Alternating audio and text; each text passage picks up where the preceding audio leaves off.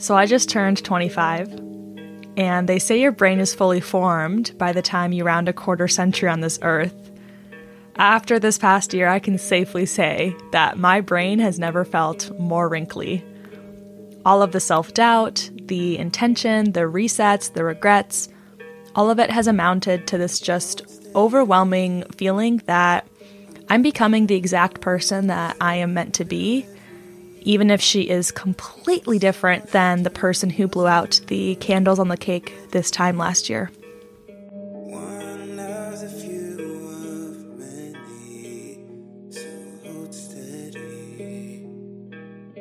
One, I learned that no one is truly independent.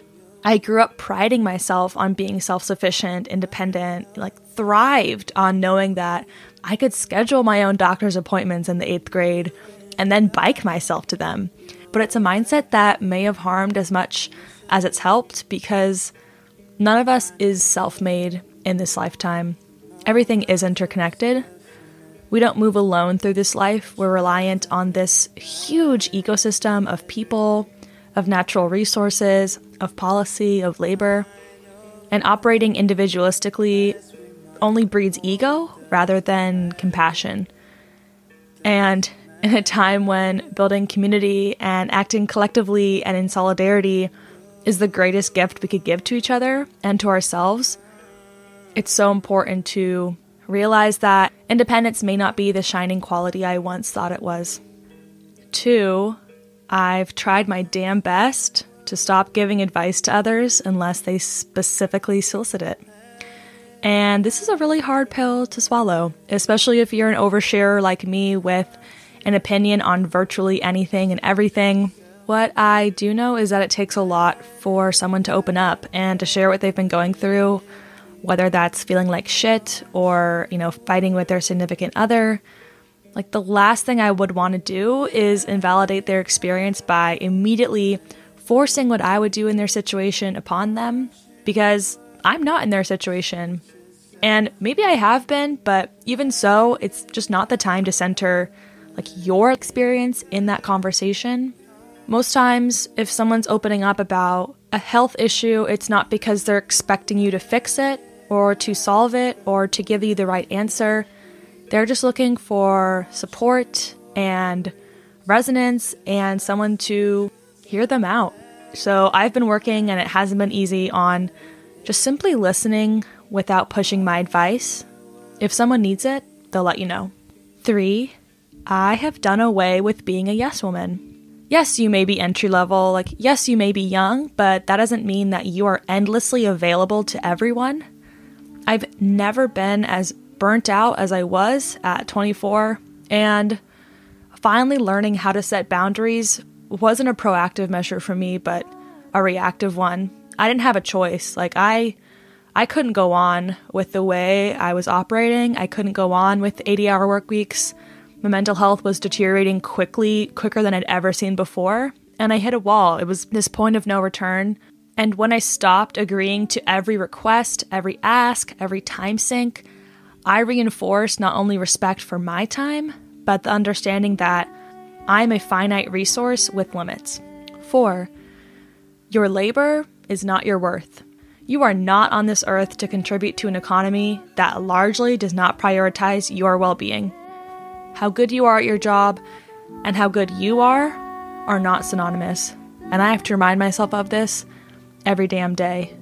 5, I should be aiming for empathy over total understanding. And by that I mean that I know I will never understand what it's like to move through this world as a Black woman, as a trans man, as a disabled person. I don't know what it's like to move through this world with any identity but my own. I know I'll never fully get it. And that's not the point. The point is to build solidarity across class divide, racial divide, just divide of any kind. We need this sort of radical empathy to know that you'll never understand, but that you can provide support and empathize and do your best to rally behind their cause. And that's been my focus. And even as I say that, I worry about sounding performative, but this is my truth and I want to include it. So hopefully it's okay. 6, Do things for you, not for clout, not for the money, not even to show your friends. I am a little whore for validation. But some of what I treasure most in this life, I actually have begun to show very little of. I've gotten very protective over my private Instagram poetry account that I know is probably garbage, but it makes me really happy, like my embroidery does. I know I'm getting better at it. That's not the point. And my piano playing, it's totally unstructured. It's unregulated. I never force myself to sit down and practice. And that is so soothing in the best of ways. And when I think about these things, they almost feel like a better representation of me than my job is, or my salary is, or my social media is. 7, wear sunscreen. 8, stop the toxic positivity. I have always bled enthusiasm and optimism, but my thyroid sucked a lot of that out of me this year. And when it did, I really struggled to understand who I was without these core traits of my identity, of having this constant energy, of having this constant drive. And what was particularly unhelpful was repeatedly hearing that, hey, it could be worse, or, always look on the bright side, don't dwell in the hurt or the bad. But it is quite honestly okay to feel very bad, no matter what your circumstances are, no matter how much privilege you do have. Yes, we're all in a pandemic, but it has been a different pandemic to each of us. I totally get that. But it's much more reassuring to hear something to the effect of, yeah, it's probably really hard to see the good right now when you're feeling so bad, but your loved ones are here to figure it out with you, we're behind you, than it is to hear, chin up, it'll all be okay, don't dwell in the bad. Easier said than done, my friends. 9, and this is a tough one. I really walk the line on this all the time, but investing in my health will never not be worth it. There was a time early last year when I was freshly 24 where all I could focus on in a given day was my health. And I had to hear from anyone that would tell me that it's okay to prioritize your health above all else. By the same token, it sucks that in this country, we have to pay so much for basic health care. The fact that I have a corporate tech job and I had to pay $2,500 out of pocket last year for my medical expenses is outrageous. It didn't bankrupt me, but it easily could have for half this country. And I feel really embarrassed for all the years that I didn't fight for equal access to healthcare until it was my fight and until I experienced what it was like to pay for health insurance and receive those benefits. That was my myopia to get over, and I carry a lot of shame, but shame is not productive. So now I just channel it into that fight. 10, when you think of someone, let them know. When you have a reaction, react. Give praise and validation abundantly. Show up for people. Compensate them for their labor. 11, every time I've brought a bunch of different friends together this past year, it has turned out wonderfully. And I mean wonderfully. Like, the more that you combine your friends, the better. Friend groups are a myth perpetuated by HBO's Sex and the City, HBO's Girls. HBO does us dirty with this whole valorization of friend groups because, quite honestly, it's bogus. So plan a murder mystery party or a PowerPoint roundtable or play fishbowl online. Just form your own communities with friends. Like, I have yet to see one of these Zoom game nights flop, despite how nervous I always am before bringing everyone in the same space. 12, everything I avoided in high school turned out to be good, like really good.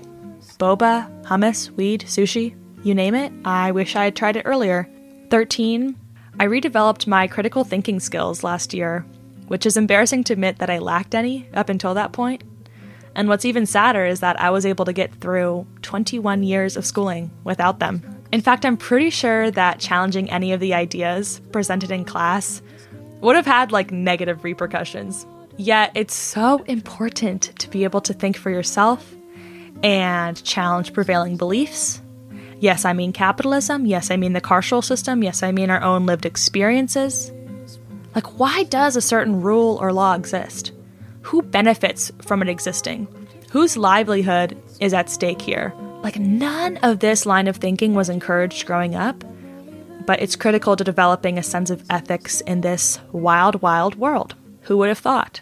The 14th thing I learned before 25 is that I actually haven't lost my student identity.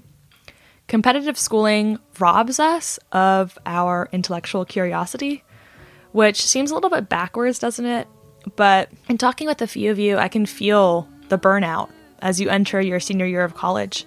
The lack of interest in a subject like you may have once just loved.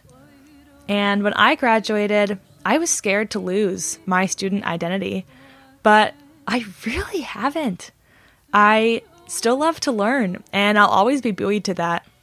And I find myself more motivated in environments without grading, without competition, without penalties for skipping a class.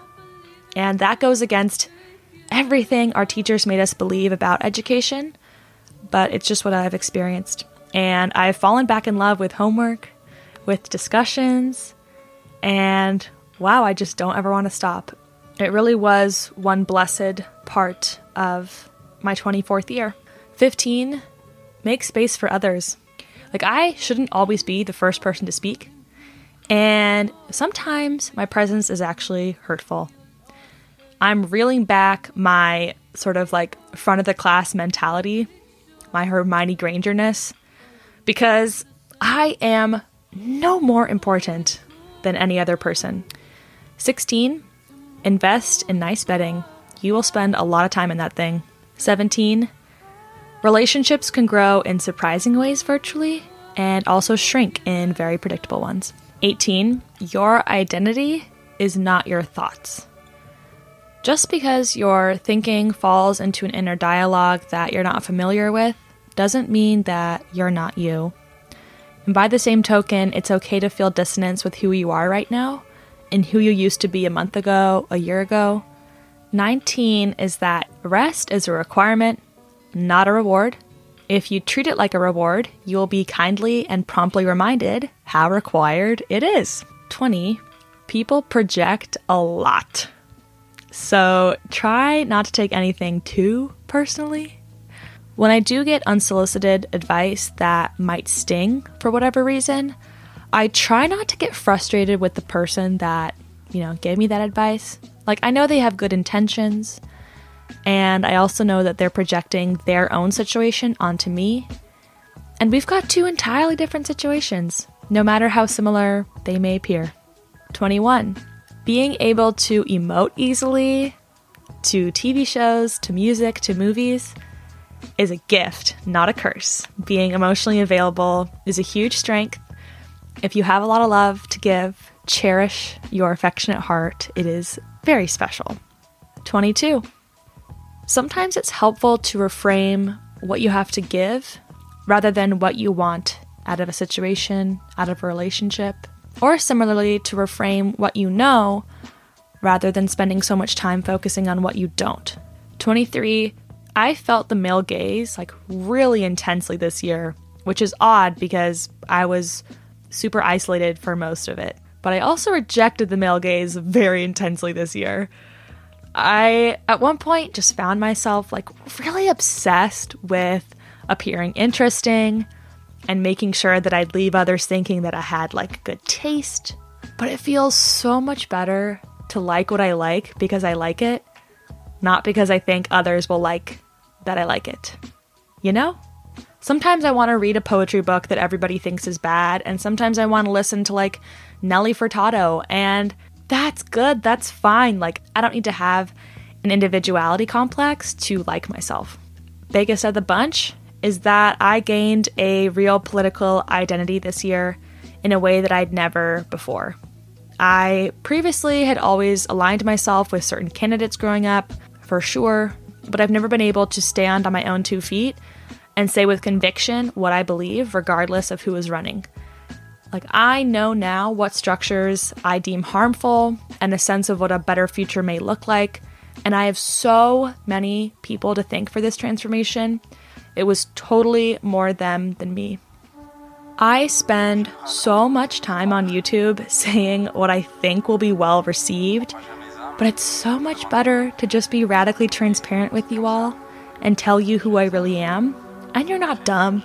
You're like this thoughtful, conscientious, compassionate bunch of people who can see right through me in the best of ways. And you can tell when I'm being 100% honest with you and when I'm being a little bit too hyper-focused that there's a camera on me, which is totally normal, by the way. But I'd be lying if I ever said that I'd be the same person I am today without you. You've challenged me and supported me and helped shape my perspective in this messy world, and for that I am eternally grateful. So this video was brought to you in partnership with the good people of Skillshare, which is an online learning community with thousands of classes for creative, curious people like yourself. Everything from graphic design, creative writing, business analytics, it is all there at your disposal for less than $10 a month with their annual subscription. There's zero ads, like they're always launching so many more classes on the platform. Recently, I've fallen down this rabbit hole with Haiying Yang's YouTube videos, and I just find her so soothing and so reassuring. And when I found out that she had a few different Skillshare classes, I was like so excited to check them out. Right now I'm in her watercolor class, and I'm learning as much about watercolor as I am enjoying her very, very calming presence.